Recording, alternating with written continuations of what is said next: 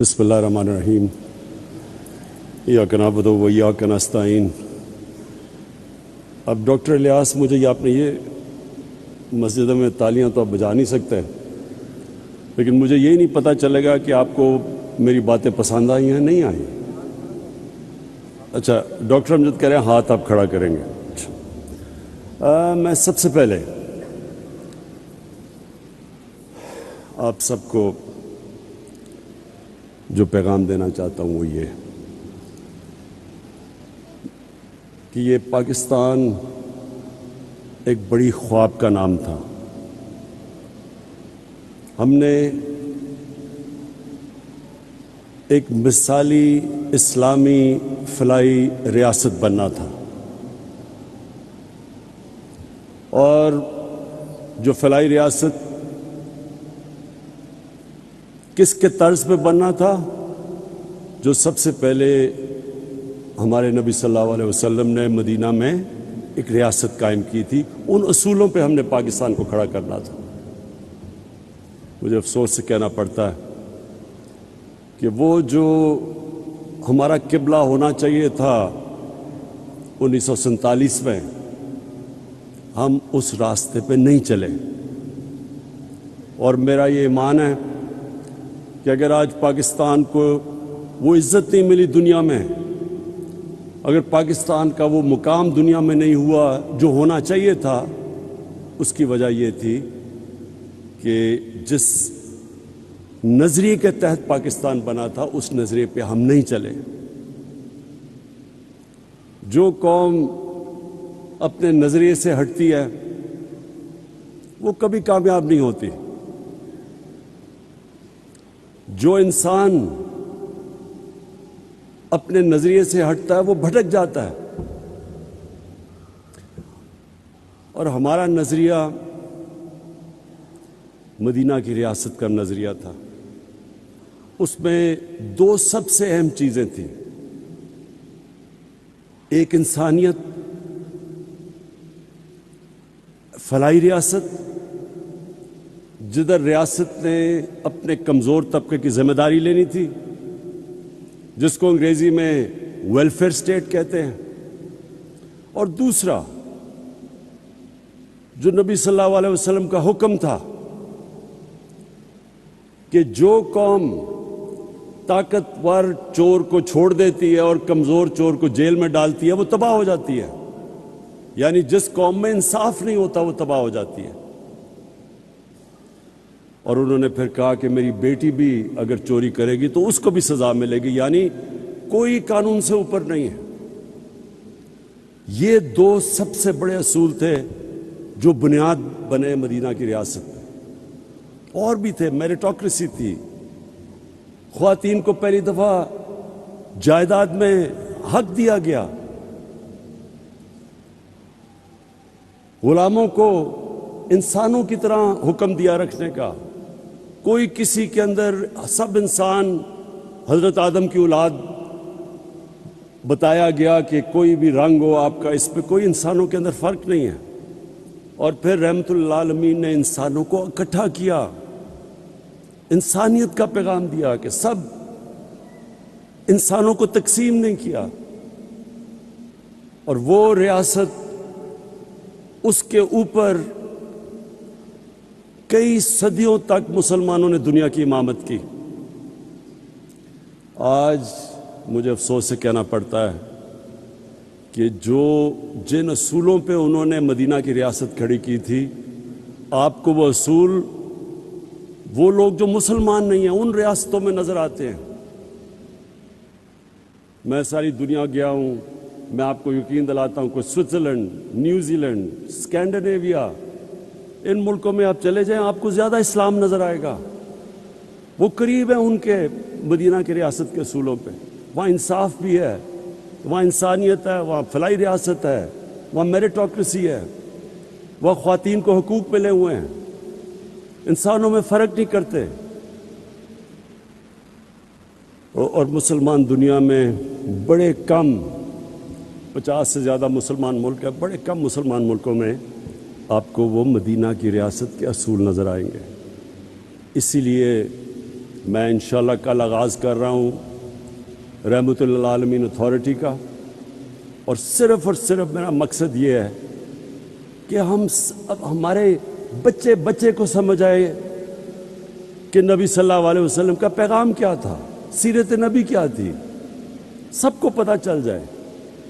اللہ کسی کو ایمان دیتا یا نہیں دیتا وہ تو اللہ کا تحفہ ہے، لیکن ہم اپنی ریاست ذمہ داری پوری کریں اپنے انسانوں پہ، اپنے بچوں پہ، ان کو بتائیں کہ اصل میں ان کی سیرت کیا تھی، ان کا راستہ کیا تھا۔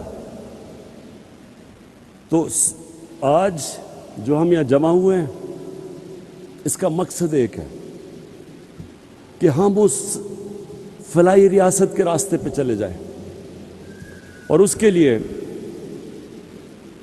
میں سب سے پہلے تو آج اپنی قوم کا شکریہ ادا کرتا ہوں، اور FBR کا بھی، کہ انہوں نے پہلی دفعہ پاکستان میں اتنا زیادہ ہم نے ٹیکس اکٹھا کیا، ہم نے ریکارڈ ٹیکس اکٹھا کیا پاکستان میں، اور اس کی وجہ سے میں نے پرسوں، جبکہ دنیا میں قیمتیں اوپر جا رہی ہیں، تیل کی، بجلی کی، 5 روپے یونٹ بجلی کی قیمت کم کر دی ہے، اور 10 روپے لیٹر تیل اور ڈیزل کی قیمت کم کر دی ہے، کیونکہ ہمارے پاس پیسہ زیادہ آیا ہے۔ تو میں اپنی قوم کو کہتا ہوں کہ آپ جتنا زیادہ ٹیکس دیں گے وہ سارا ٹیکس میں لگاؤں گا اپنے نیچے لوگوں کو اوپر اٹھانے کے لیے، لوگوں کے بوجھ کم کرنے کے لیے، مہنگائی کم کرنے کے لیے۔ یہ میں آپ سے میرا وعدہ ہے، وہ کہیں اور پیسہ نہیں جائے گا، وہ صرف آپ کے اوپر لگے گا، جس طرح ہمارا ٹیکس بڑھتا جائے گا۔ اب یہ میں آج کامیاب پاکستان کا پروگرام ہے، ہم نے 45 لاکھ خاندانوں کو اس پروگرام میں لے کے آئے ہیں۔ 45 لاکھ خاندان شروع کیا تھا ہم نے پختونخوا سے، اور آزاد کشمیر، گلگت بلتستان، پھر جو ہمارے کمزور علاقے پنجاب کے، ساؤتھ پنجاب میں، اور تھرپاکر سندھ میں، بلوچستان میں، لیکن اب سارے پاکستان میں ہم یہ پروگرام لے کے آ رہے ہیں۔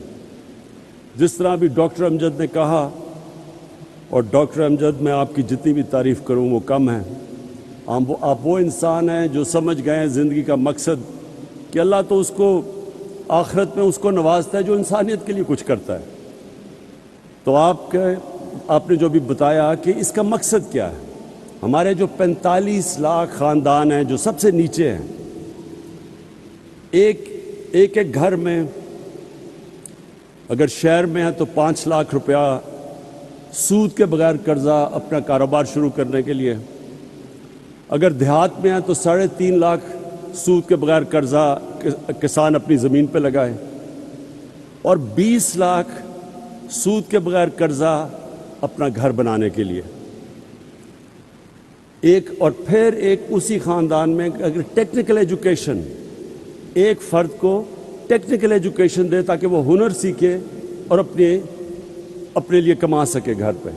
اور اب تو IT ایک ایسا شعبہ ہے، انفارمیشن ٹیکنالوجی، کہ آپ 6 مہینے 12 مہینے میں ایک بچے کو ٹرین کر سکتے ہیں، وہ IT سیکھ سکتا ہے، پروفیشنل پیسے کما سکتا ہے۔ اور اب تک ہم جتنا پیسہ دے چکے ہیں، میرے خیال میں 2.5 ارب ہے، ہم جو آگے دینے جا رہے ہیں پیسہ دونوں اگلے سال تک، وہ 1000 ارب ہے۔ 1000 ارب روپے کے قرضے دیں گے یہی 45 لاکھ خاندانوں کو، اور پھر اس کو بڑھاتے جائیں گے۔ مقصد یہ ہے کہ لوگ خود اپنے پیر پہ کھڑے ہوں، ہنر سیکھیں، کاروبار کریں۔ حکومت کے پاس تو کبھی بھی اتنا پیسہ نہیں آئے گا کہ نوکریاں سب کو دے دے، 22 کروڑ عوام ہے، حکومت کے پاس تو اتنے وسائل نہیں ہوں گے۔ تو لوگوں کو مدد کر رہے ہیں کہ وہ اپنے پیر پہ کھڑے ہو سکیں، اپنا کاروبار، ہنر سیکھ سکیں، اور کسانوں کے لیے خاص طور پہ کہ سود کے بغیر قرضے ملیں تاکہ وہ اپنی زمین کے اوپر لگا سکے اور اپنی آمدن بڑھا سکے۔ اور پھر سب سے بڑی بات، گھر۔ یہ ایک انسان کی سب سے بڑی خواہش ہوتی ہے کہ میرے اپنی چھت ہو، لیکن ہمارے ملک میں اتنا مہنگا ہے گھر بنانا، اور بینک ابھی تک قرضے ہی نہیں دیتے تھے چھوٹے لوگوں کو، تنخواہ دار طبقہ، ان کے پاس کبھی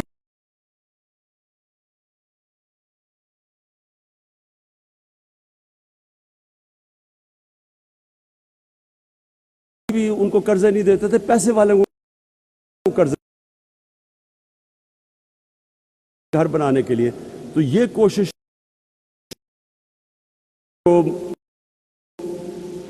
تنخواہ دار طبقہ، ان کے پاس کبھی بھی ان کو قرضے نہیں دیتے تھے، پیسے والے کو قرضے دیتے تھے.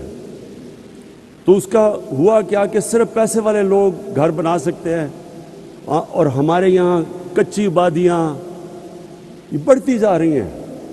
کراچی میں تقریباً 40% کراچی کچی آبادیاں ہو گیا ہے، ہر شہر میں بڑھتی جا رہی ہیں. لاہور میں کچی آبادیاں، کیونکہ لوگوں کے پاس پیسہ نہیں ہے اپنا گھر بنانے کے لیے. تو یہ کوشش، ایک تو یہ کہ سب سے جو 45 لاکھ غریب خاندان ہیں ان کو 20 لاکھ کا سود کے بغیر قرضہ، اور پھر ہم نے اب بینکوں کو تیار کیا ہے. پہلی دفعہ پاکستان میں بینک اب تنخواہ دار اور اس طبقہ جو کرائے کے گھر میں رہ رہا تھا، اسی کرائے کے اندر وہ قسطیں دے کے اپنا گھر لے سکتا ہے. یہ بھی پاکستان میں پہلی دفعہ. اب تک 55 ارب روپے کے قرضے دیے گئے ہیں. اب تک 55 ارب روپے کے قرضے کبھی پاکستان میں تنخواہ دار اور نچلے طبقے کو نہیں دیے گئے تھے. اور یہ آنے والے دنوں ہر ہفتے یہ بڑھتے جا رہے ہیں قرضے، کیونکہ بینکوں نے پہلی دفعہ، ہم ان کو سبسڈائز کر رہے ہیں، ہم بینکوں کی مدد کر رہے ہیں ان کو پیسے دے کے، تاکہ جو سود زیادہ نہ ہو ایک عام آدمی کے لیے. تو گورنمنٹ سبسڈائز کر رہی ہے. تو انشاءاللہ میری جو خواب ہے کہ ہم وہ جو سفر نکل گئے ہیں فلاحی ریاست کی طرف، جس میں جو سب سے بڑا پروگرام ہم نے کیا، جس میں مجھے ابھی فخر سب سے زیادہ ہے، وہ ہے ہیلتھ کارڈ. اس مہینے کے اینڈ تک سارے پنجاب کے خاندان کے پاس ہیلتھ کارڈ آ جائے گا.